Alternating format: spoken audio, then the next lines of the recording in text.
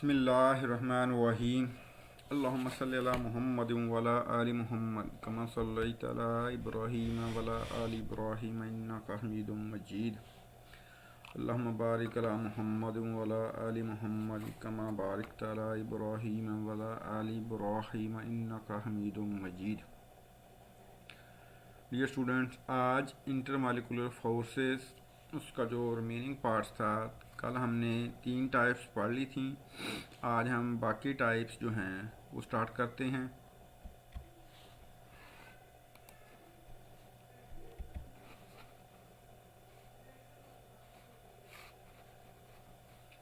Instantaneous dipole, induce dipole force. Instantaneous का मतलब dipole, induce dipole force, या इसको हम कहते हैं लंदन डिस्पर्शन फोर्सेस। है क्या चीज़? Intermolecular forces among the polar molecule are very easy to understand. अगर ये किसी पोलर मॉलिक्यूल में हो तो हम कहते हैं कि एक की हाईली इलेक्ट्रोनेगेटिविटी है, एक की कम, तो उसमें चार्ज पैदा हो जाएगा। लेकिन अगर नॉन पोलर मॉलिक्यूल है तो उनके दरमियान जो पाई जाती है उनको हम कहते हैं इंटरमॉलिक्यूलर। अब उसके बारे में ज़रा डिटेल से पढ़ेंगे कि ये पोलर मॉलिक्यूल को तो हम चार्ज की वजह से पोलैरिटी एक्सप्लेन कर लेते हैं कि एक पोलर मॉलिक्यूल है, एक नॉन पोलर मॉलिक्यूल है। लेकिन अगर है ही मॉलिक्यूल हमारे पास नॉन पोलर, तो फिर उसमें कैसे फोर्स डेवलप हो जाती है, ठीक है, वो है लंदन फोर्सेस, जिसको अब हमने डिस्कस इसमें आज के टॉपिक में करना है। जैसे हीलियम है, हीलियम नॉन पोलर मॉलिक्यूल है, नियॉन है, आर्गन है, क्लोरीन है, ये सारे के सारे नॉन पोलर मॉलिक्यूल जिनके ऊपर कोई भी चार्ज नहीं है। Because under normal condition such molecule do not have dipole. We know that helium gas can be liquefied under appropriate condition. In other words, force of attraction operating among the atom of helium which cause them to cling together in a liquid state. Helium gas है, जब हम high pressure apply करते हैं तो वो liquefy हो जाती है। तो इसका मतलब है कि उसके दरमियान जब मॉलिक्यूल बहुत ज़्यादा करीब आते हैं, लिक्विड बनते हैं, तो उसके दरमियान कोई ना कोई फोर्स डेवलप होती है। ये साइंटिस्ट था जर्मन साइंटिस्ट फ्रिट्ज लंदन। इसने 1930 में simple explanation of these weak attractive forces between non polar molecule present किया। ये देखें जी, ये क्लोरीन मॉलिक्यूल है, ये भी क्लोरीन है। जब देखा गया कि इनका मेल्टिंग पॉइंट नोट किया गया तो जो नॉर्मल स्टेट थी उससे ज़्यादा था। ये जो सिंपल एक बॉन्ड ये है इनके दरमियान, इसको तोड़ने के लिए जो चाहिए उससे ज़्यादा था, तो वो इसके दरमियान फिर उसने कहा कि इसका मतलब कोई और भी वीक फोर्स है। इस वीक फोर्स को फिर उसने डेवलप देखा, intermolecular non polar covalent bonding के अलावा था, और उसको फिर उसने नाम दे दिया लंदन डिस्पर्शन फोर्सेस। डिटेल पढ़ते हैं इसकी। हीलियम मॉलिक्यूल को ही उसने लिया। The electron of one atom influence the moving electron of the other atom, कि एक इलेक्ट्रॉन दूसरे एटम पर इन्फ्लुएंस करते। Electron repel each other and they tend to stay as far apart as possible. When the electron of one atom come close to the electron of the other atom, they are pushed away from each other. In this way, a temporary dipole is created in the atom as shown in this figure. कि ये helium molecule था जिसका कोई charge नहीं, लेकिन जब जो बहुत ज़्यादा करीब आया तो इसके इलेक्ट्रॉन जो थे उसने क्या किया, इनके इलेक्ट्रॉन को रिपेल किया। रिपेल करने से इन पे एक टेम्परेरी डाइपोल क्रिएट हो गई। डाइपोल से मुराद एक पार्शियल पॉजिटिव और पार्शियल नेगेटिव चार्ज। टेम्परेरी तौर पर ये डेवलप हो गया। अब ये नेगेटिव पार्शियल इस पॉजिटिव को अट्रैक्ट करेगा और इनके दरमियान एक फोर्स डेवलप हो जाएगी जिसका फिर नाम हो जाएगा instantaneous dipole force. Electron density of an atom is no more symmetrical. अब सिमेट्रिकल नहीं इनमें डेंसिटी रही, बल्कि इधर ज़्यादा हो गई, इधर कम हो गई। It has more negative charge on one side and on the other. At a particular instant, the helium atom have a dipole. This is called instantaneous dipole. Instant का मतलब होता है किसी खास लम्हे के लिए किसी चीज़ में पैदा हो जाना. This instantaneous dipole then disturb the electron cloud of the other nearby atom.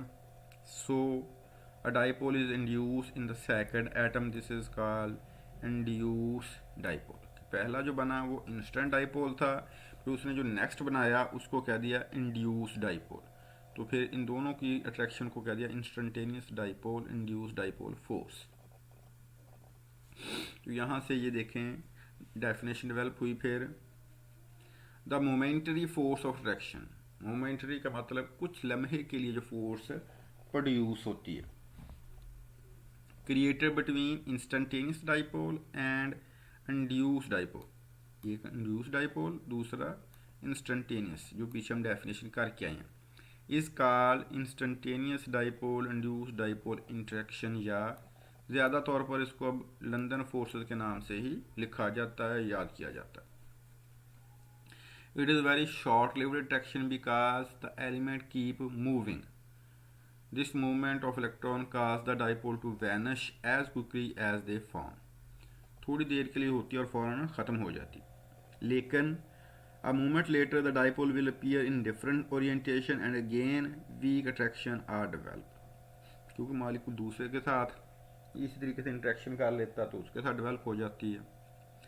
London forces are present in all type of molecule whether polar or non-polar, but they are very significant for, क्योंकि polar molecule में तो और forces भी हैं, जैसे dipole भी है, तो इसलिए वो उसमें सिग्निफिकेंट है. तो फिर उसमें हम इसको नॉन सिग्निफिकेंट समझ के इतनी अहमियत नहीं देते. लेकिन नॉन पोलर में क्योंकि डाइपोल फोर्स इंट्रैक्शन नहीं है तो उसमें फिर इसकी क्या है, काफ़ी सिग्निफिकेंट है. Like chlorine, hydrogen, noble gases, इन सब में लंदन फोर्सेस पाई जाती हैं. ये देखें, ये शो किया हुआ कि ये नियॉन मॉलिक्यूल है एक गैस का, इसके ऊपर पार्शियल पॉजिटिव. जैसे ये करीब आते हैं तो इनके इलेक्ट्रॉन एक दूसरे को रिपेल कर देते हैं. तो इलेक्ट्रॉन इधर आ गया, न्यूक्लियस इधर आ गया, इसके इलेक्ट्रॉन इधर चले गए, तो पार्शियल पॉजिटिव और पार्शियल नेगेटिव चार्ज इनके ऊपर डेवलप हो गया. सिमिलरली ये भी डायग्राम शो की हुई है कि जैसे चार्ज डेवलप हुआ, पॉजिटिव और नेगेटिव इन्होंने आपस में एक दूसरे को अट्रैक्ट करके फोर्स बना ली.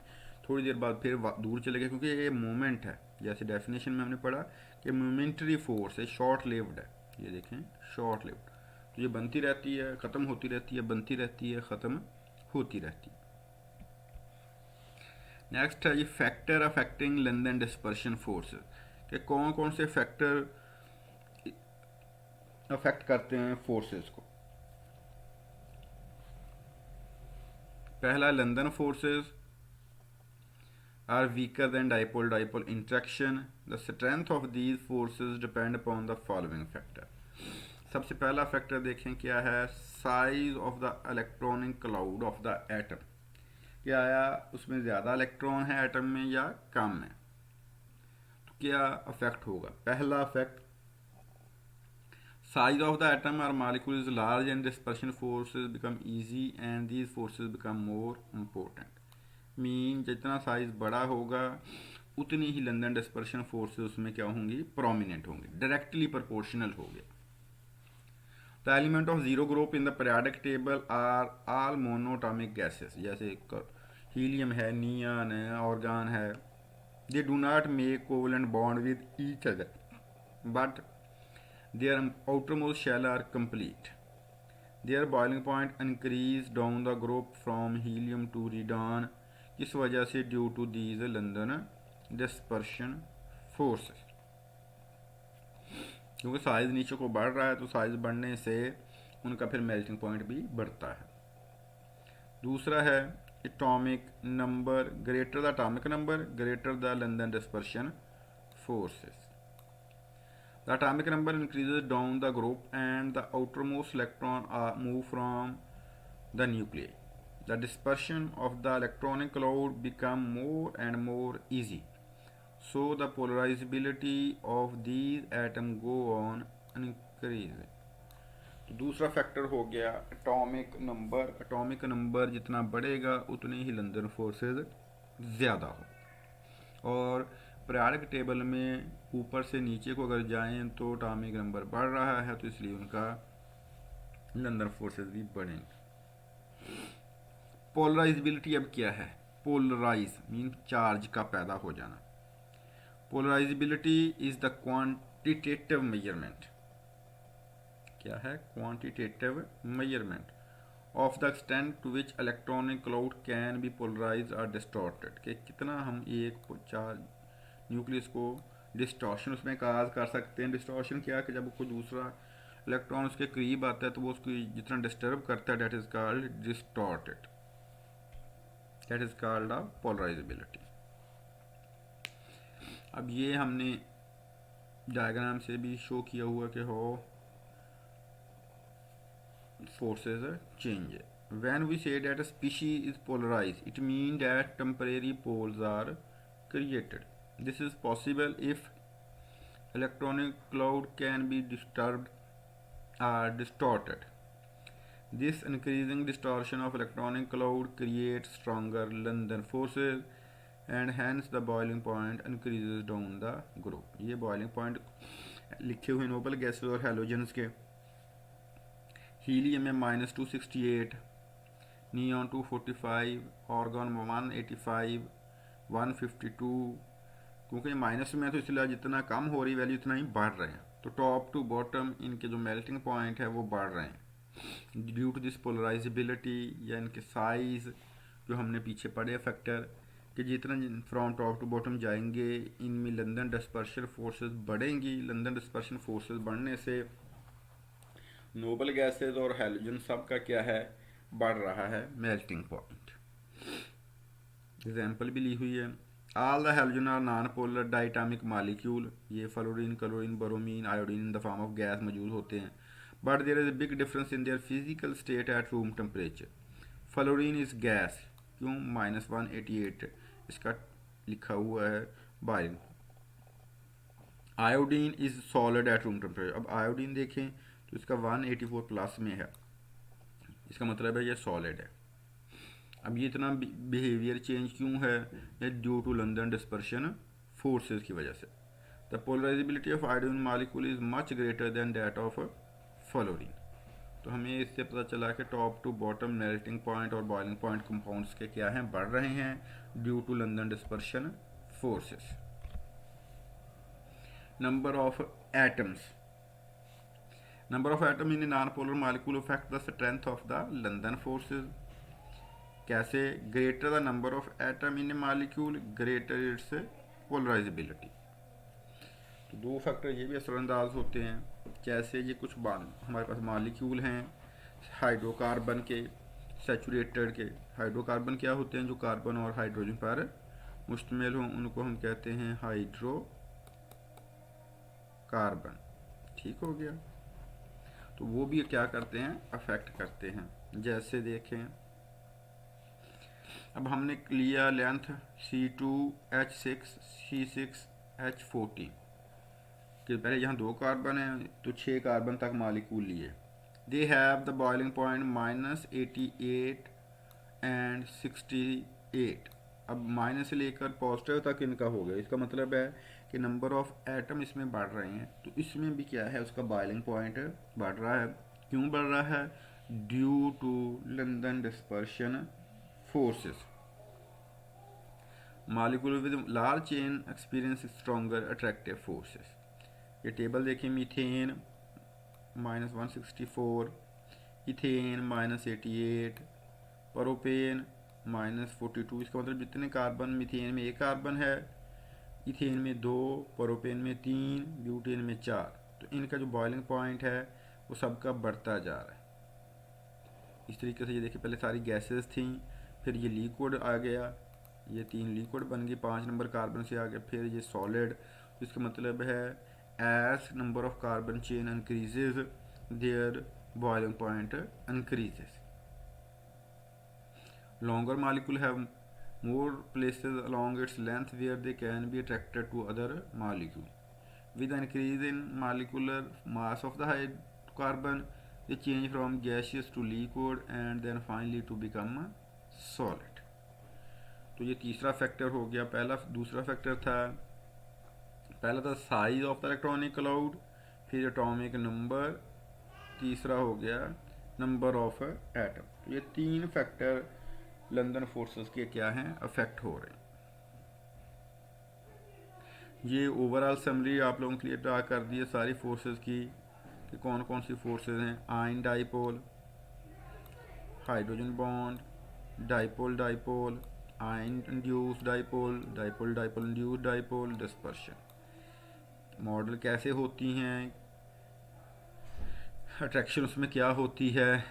आयन चार्ज डाइपोल की होती है, पोलर बॉन्ड और हाइड्रोजन की होती है, इसमें दोनों डाइपोल चार्जेस होते हैं। इसमें आयन और पोलराइजेबिलिटी ऑफ इलेक्ट्रॉनिक क्लाउड है, ये डाइपोल चार्ज और पोलराइजेबिलिटी है। एनर्जी इनकी क्या है, mean strength, ion 40 to 600 energy kilo joule पर मोल चाहिए, हाइड्रोजन 10 से 40 है, डाइपोल चार्जेस जो हैं 5 से 25 है। इसका मतलब ये स्ट्रॉन्गर हैं एज कम्पेयर टू दिस। 3 से 15, 2 से 10, 0.5 से 40। इसका मतलब है लंदन डिस्पर्शन फोर्सेस और स्मॉलर मालिक्यूल्स उसमें वीक होंगे। ये एग्जांपल वाटर सोडियम आयन, ये टोटली वाटर मालिक्यूल, ये हाइड्रोजन आयोडाइड और क्लोरो आयरन और ऑक्सीजन, HCl और क्लोरीन, फ्लोरीन और फ्लोरीन। तो ये different overview of the examples थी कि क्या है। तो ये था आज का लेक्चर जिसमें हमने देख लिया कि what are London dispersion forces, what are the factor which affect the London dispersion forces. अब लंदन डिस्पर्शन फोर्सेस क्या होती हैं, कैसे काम करती हैं, इसको एक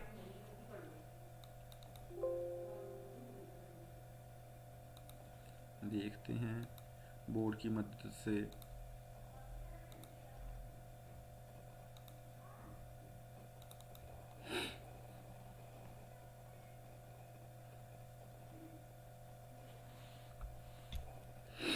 ये देखें कि सबसे पहले हमने कहा कि जो अगर बेटा कि नॉन पोलर मालिक्यूल हो तो उसमें जो इलेक्ट्रॉन डेंसिटी है वो इस फॉर्म में होगी, मीन इक्वली डिस्ट्रीब्यूट होगी। लेकिन जब उसमें due to attraction polarity cause हो जाती है तो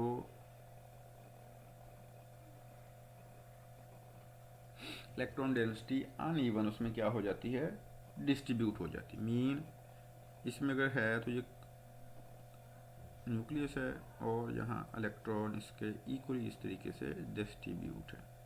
तो ये होगा कोई भी, जैसे हमारे पास एक हीलियम है नॉन पोलर मालिक्यूल, वो इस फॉर्म में होता है। लेकिन जब दूसरा नॉन माल, इसके एग्जांपल में अगर हमारे पास एक दूसरा मालिक्यूल जिसके इलेक्ट्रॉन डेंसिटी इसी तरीके से है इक्वली पॉजिटिव, जब ये मूव करता है वो इसके करीब आ जाता है। तो करीब आने से क्या हो जाता है कि आपको पता है इलेक्ट्रॉन जो हैं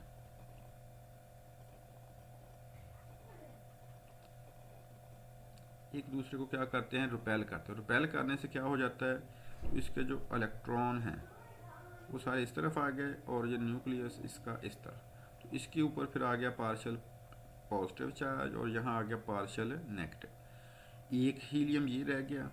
इस तरीके से जो इसके पास दूसरा हीलियम आया था उसमें अब क्या है,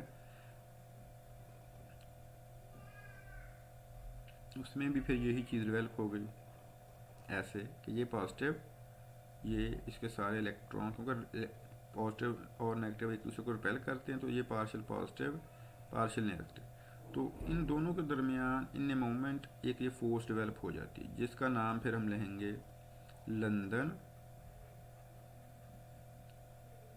डिस्पर्शन फोर्स। ठीक हो गया। ये जो मोमेंटरी डेवलप हुई है डेट इज़ कॉल्ड फिर लंदन डिस्पर्शन फोर्स। पहले उनकी शेप कैसी होती है, ये वाली सर्कुलर शेप जैसे, लेकिन फिर मोमेंट के लिए ऐसी डेवलप हो जाती है।